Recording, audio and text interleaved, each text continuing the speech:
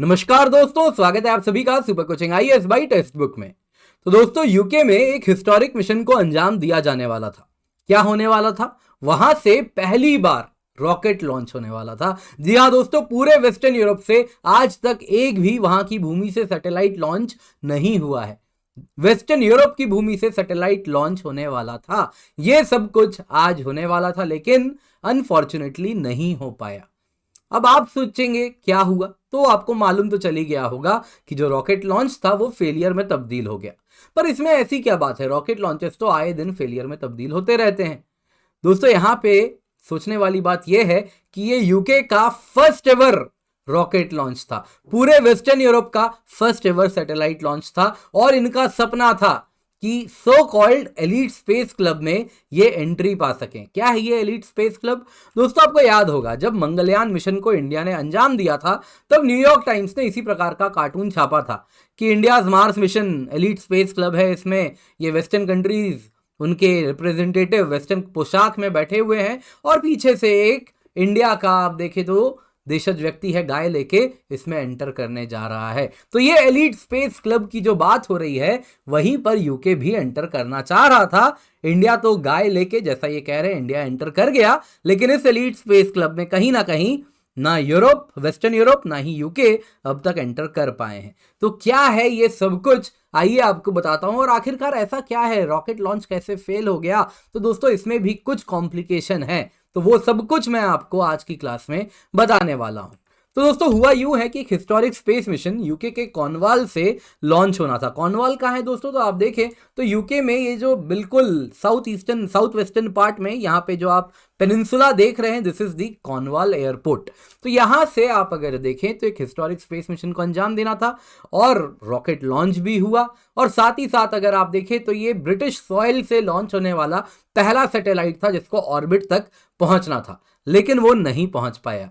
तो 2 स्टेज का rocket launch किया गया, जिसमें आप अगर देखें तो पहला पार्ट तो सही सही एग्जीक्यूट हो गया, लेकिन सेकंड स्टेज फेल हो गया और रॉकेट स्पेस तो पहुंचा, लेकिन जहां तक बात है उसके अपने डिजायर्ड एल्टीट्यूड एंड ऑर्बिट में पहुंचने की, उसमें वो सक्सेसफुल नहीं हो पाया। और अब ब्रिटिश अथॉरिटीज का कहना है कि वो पानी में गिर जाएगा।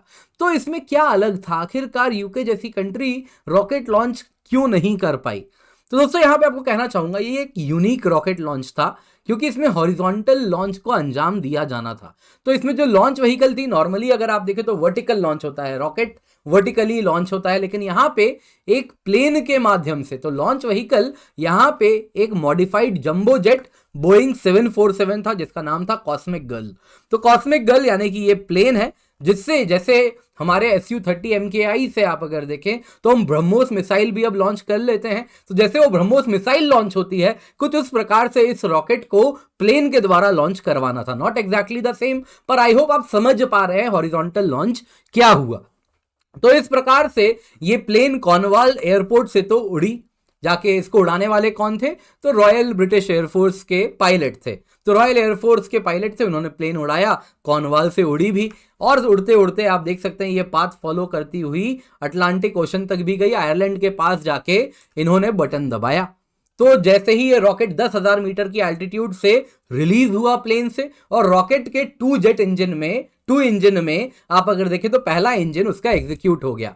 और इसके साथ अगर आप देखें तो जो पहला पार्ट 2 स्टेज रॉकेट लॉन्च में एग्जीक्यूट हुआ, और वो कहीं ना कहीं जो डिजायर्ड मोमेंटम, जो डिजायर्ड एक्सेलरेशन उसको चाहिए थी, वो अटेन कर पाया। और उसके बाद जब बात आई सेकंड स्टेज को किक करने की, तो वो किक ही नहीं हुआ, और सेकंड स्टेज कहीं ना कहीं आप अगर देखें तो एग्जीक्यूट नहीं हो पाया। और इस वजह से ये रॉकेट लॉन्च फेलियर में तब्दील हो गई। जो डिजायर्ड ऑर्बिट में सैटेलाइट्स को पहुंचाना था, वो सैटेलाइट्स डिजायर्ड ऑर्बिट में नहीं पहुंच पाए। तो दोस्तों, ये 9 स्मॉल सैटेलाइट्स को अपने साथ कैरी कर रहा था यहाँ पे।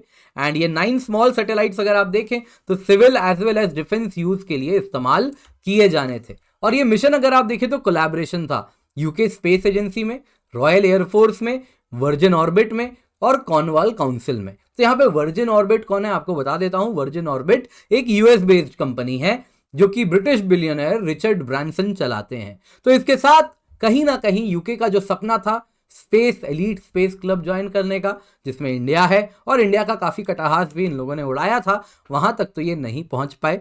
May be next time I am pretty sure अच्छा ट्राई करेंगे और पहुंच भी जाएंगे। पर दोस्तों यहाँ पे आपको एक बात मैं बताना चाहूंगा कि यहाँ पे इंडिया का ही कंपटीशन में ये खड़े होने वाले थे अगर ये रॉकेट सक्सेसफुली लॉन्च हो जाता तो यूरोप का स्पेस प्रोग्राम दोस्तों यहाँ पे बहुत सारे चैलेंजेस के थ्रू गुजर रहा है। इस दिसंबर की ही बात है, वेगा सी रॉकेट जो कि इटली के द्वारा बनाया गया है वो लिफ्ट ऑफ कर नहीं पाया फ्रेंच गायाना से, और तब से अगर आप देखें तो वेगा रॉकेट को ग्राउंड कर दिया गया है। वैसे ही एरियान 6 लॉन्चर भी डिले हो चुका है क्योंकि इसमें रशियन सोयूज रॉकेट का इस्तेमाल होना था और यूक्रेन वॉर के बाद रशिया ने उसे ब्लॉक कर दिया है। तो अब पूरे यूरोप बड़ी उम्मीद के साथ, बड़े आस के साथ इस रॉकेट लॉन्च को देख रहा था। काफी वीआईपीज आए थे, हजारों की तादाद में लोग लॉन्च को देखने आए थे और सब उम्मीद के साथ बैठे थे कि रॉकेट लॉन्च होगा। लेकिन अगर आप देखें तो ये मिशन सक्सेसफुल नहीं हो पाया। पर दोस्तों ये हॉरिजॉन्टल लॉन्च मिशन था, ये शोकेस लॉन्च मिशन था स्मॉल सैटेलाइट्स के लिए, जो इसरो भी बहुत ज्यादा लॉन्च करती है आए दिन। हम तो अब अखबार में भी